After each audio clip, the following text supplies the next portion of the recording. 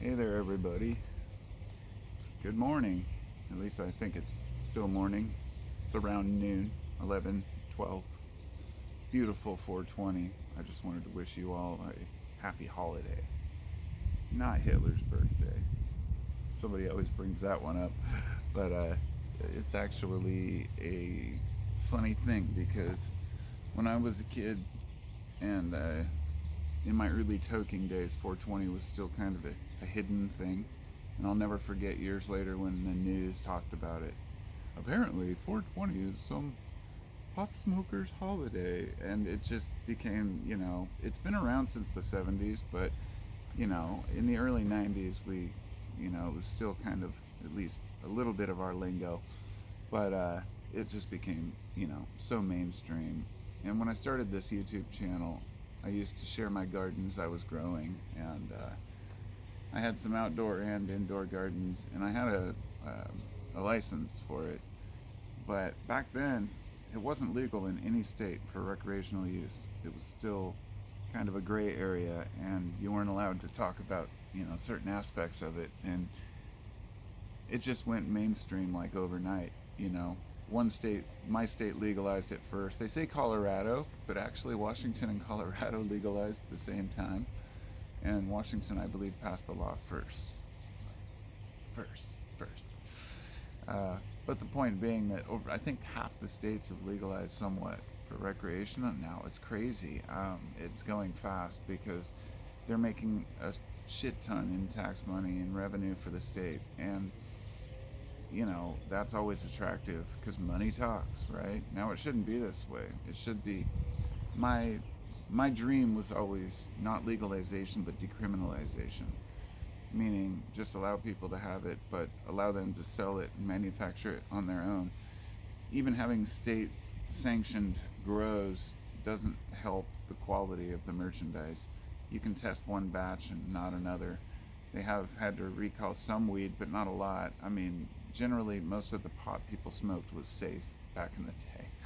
Um, but there were times when growers would spray it with weird shit, of course. But those guys are still around, and I'm just, you just hope you get a good quality, batch when you buy cannabis. But outdoor crops can be sprayed with all kinds of weird shit, and that does make it, you know, to where people are more likely to take an edible or want to consume it through like hash oil. But I'm always afraid of the additives, so I don't usually smoke the hash pens. They're a little too strong, and I prefer flower if I'm gonna smoke. But there was a time when I had a whole crap load of hash shatter that somebody had given me. Not well, sorry, I gave them the flower, and then they gave me the shatter back, and it lasted me like I think like a year. It was just this huge chunk, and like a pancake. And over the years, I found that I still prefer like whole herb. There's something about the synergy and, with the plant itself. And it is the entourage effect, if you will, with the different cannabinoids. But there's probably also other water soluble, compounds that we're not as aware of yet, their effects, and combination of effects. But there's also, when you eat it, it metabolizes from THC into I think it's like 7 hydroxy tetrahydrocannabinol. I think, um, and it's a different form of THC, and that's why eating it is so much stronger than people would expect. It metabolizes into a different molecule and affects your brain differently and longer.